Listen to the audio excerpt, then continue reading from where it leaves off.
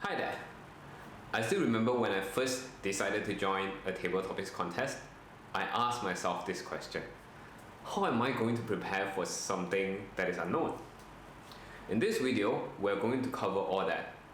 But before I start, I have one question for you. How much time do you have? If you have less than 2 weeks, I would suggest you to watch my old video, 5 tips for your next table topic contest. But for the rest of you, let's continue. Today we are going to cover 3 major topics. First is the possible topics in the competition. Second is how to practice. And third, what kind of books to read in order to prepare you for the competition. Without further ado, let's take a look at what are the possible topics in the competition.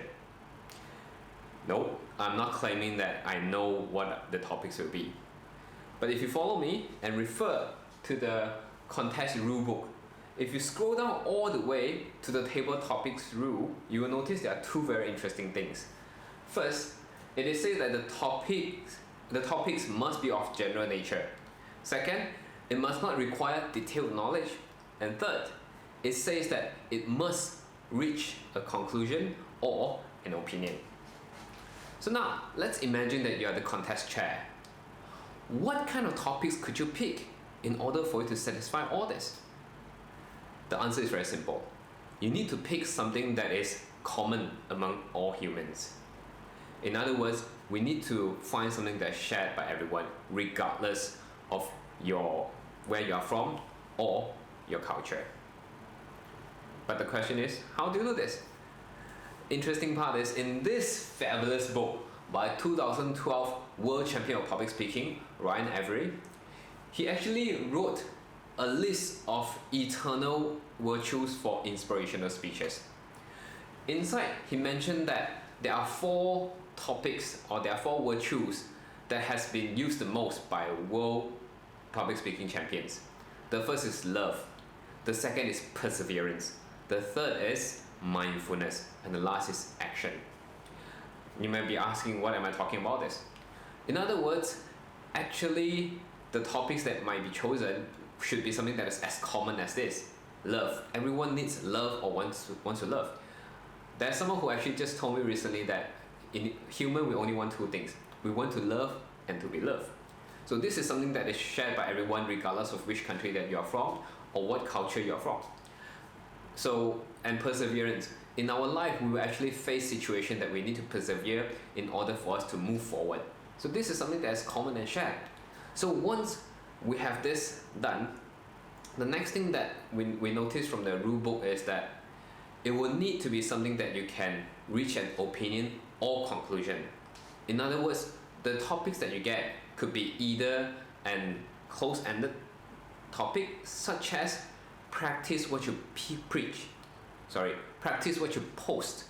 This is something that you might actually give an opinion of if you agree or not agree with this. So this is like sort of close, yes or no, but you expand upon this and reach a conclusion.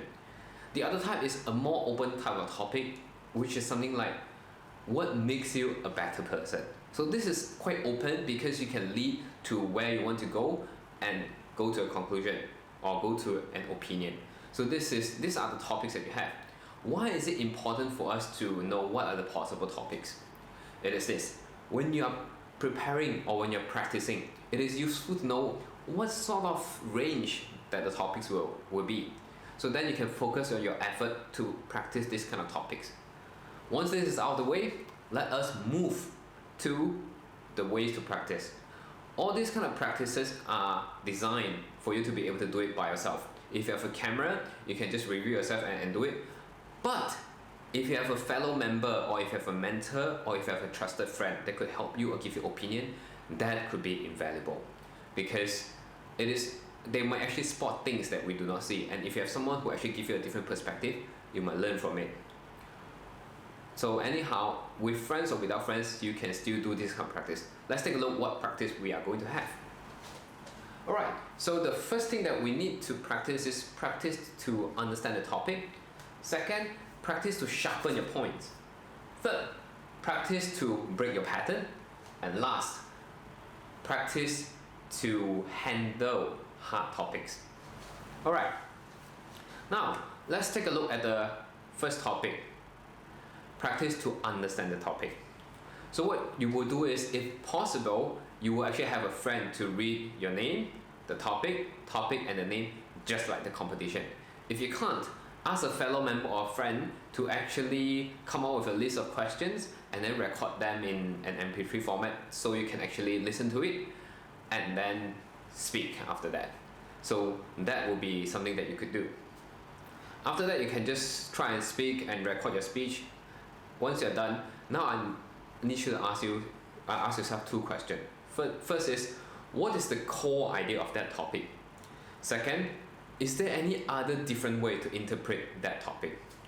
Why are these two questions important? The first question is important because when you have responded to a topic, when you really examine it, when you have time, what is the core idea, you can see how far that you are when you answer the topic just now. If it's too far, then you need to find out why is it that far. Did you misunderstood some keywords and so on? And once this is done, the second question will help you try and find alternative perspective. Why is this important? You are in a competition and you would like to stand out. So if you could somehow notice or actually get a perspective that no one can get, that will actually help you differentiate yourself from the other competitors. So that's why two questions. First is, what is the core topic? Second, is there any other ways to interpret it? It is very important for you to understand the topic well, because no matter how great a table topic responder that you are, if you misunderstood the topic, that's the end for you. So once you have understood the topic, now let's move on to the next practice. This practice could be used with the same video that you have recorded before this, which is you can actually go through your response, the response that you had, and to actually find out if there are any parts that you could actually sharpen. Could you add in another story, or could you actually cut some points out, or could you actually rephrase certain things in certain ways so that your points can be easily sent across. So this is important because you will be able to, how should I say this? You will be able to ensure that you have good enough skill. When you're actually nervous, you will be able to still deliver the points that you want to deliver. So that is the second practice, which is to sharpen your points. Review your points and see if there are any things that you could improve or change. So it's like going to the gym. The more that you actually practice, the better you could become. Oh, before I forget, there's another way that you could practice sharpening your points. If you're in a club meeting and someone else is answering the table topics, even though you did not raise your hand, or even after you have raised your hand, you can still think, how could you improve their points in your head? In that way, you can actually practice your point synthesis muscle so that you can actually become better and perform better when you're on the stage, when you're so nervous, when there are so many people in the competition. Now it's time to move to the third practice. The third practice is practice breaking your usual pattern. As you're practicing more and more, you might notice that you have certain gesture or you have certain patterns that you repeat. Depending on what kind of patterns that you have, it could be either something good or something bad. If it is a pattern of speech that enables you to organize your point in an easy to understand way, that is good. Do not change it. But if you notice that you recycle the stories again and again, or you have the same call to actions, or you actually generally generate similar points, that means you might have reached a plateau.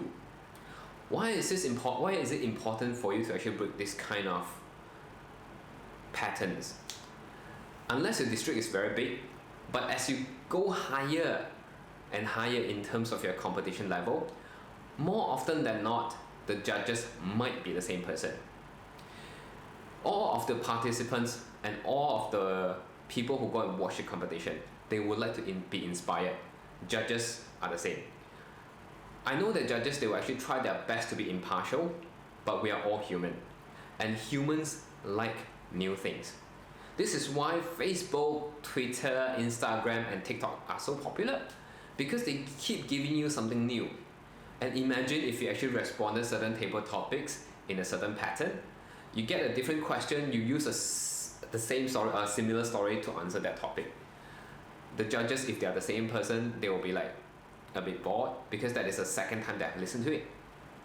So even though your response is very inspirational, very powerful, but if it is the second time someone has heard it, that will be comparatively slightly weaker.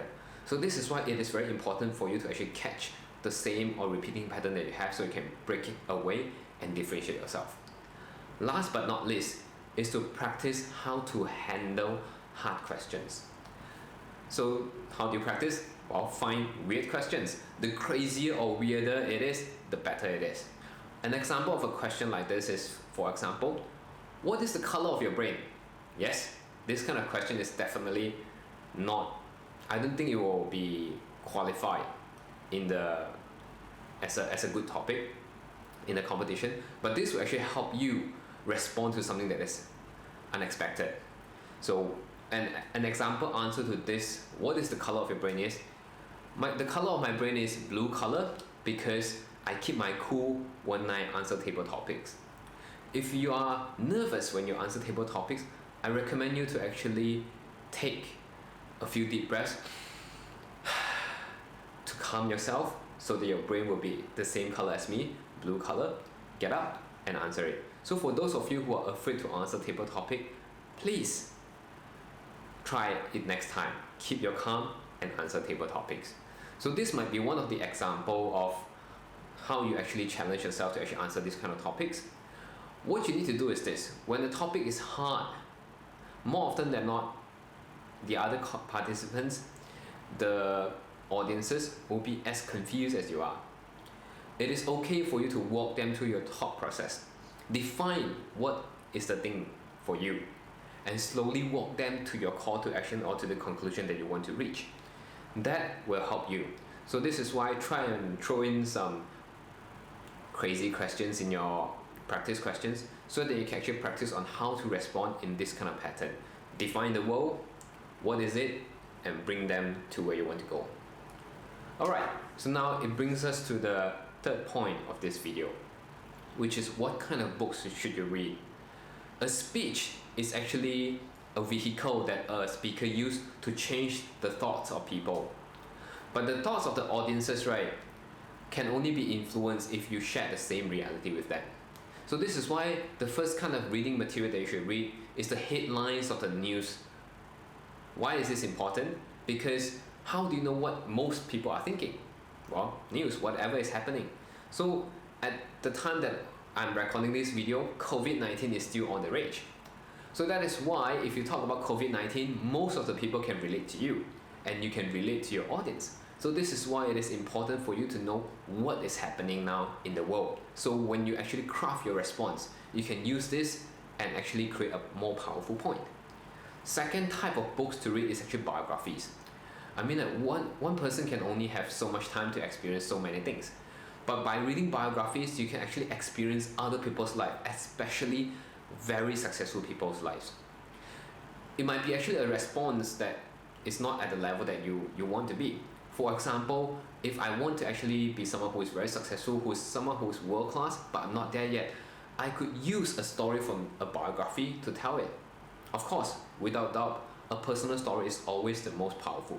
But when you can't, use some story from some inspirational people that most people know will help you make your point. You can show what are the inspirations to your aspirations. Right? Now the third type of book that I would recommend you to read is either self-help books or motivational books. Why are these kind of books important? When you actually have certain topic that you can actually use some framework to actually help people think, so that people can actually have something they could take home and use. That will be very useful, and you can get this tool from this kind of books. And why motivational books? Let's face it, those who go to listen to this kind of competition, they somehow expect to be inspired. How can you be an inspirational speaker when you're gloomy? And the thing about inspiration is this: it is like the meals that you eat. It's not like I'm inspired now, I will be inspired forever. No, it's just like your meal. After you eat, you feel full. In a few hours time, you need to eat again. Inspiration is the same. In order for you to be inspirational, you need to keep being inspired. So that's why reading motivational books, biographies, all of this book will actually help you have the perspective to actually give interesting points. But there's a drawback to this if you're not careful. If you actually reiterated the exact same points from the book, you might lose part of your audience. Why? Because they might have read the same book. So it is very important for you to actually get the essence of the book, mix and match here and there, and make it yours. And then you will be able to actually present or give a compelling response and win your audiences. So this is actually the very short video of how to prepare for a table topic competition. If you have any comments or any questions, feel free to put it in the comments. I will reply to you guys. And then if you like this video, please subscribe to my channel. And before I end this, I would like to take this opportunity to thank Suvarnabhumi Toastmasters Club and ISB Toastmasters Club from Vietnam. Without you guys, I would not be able to do this video. See you guys next time. Bye!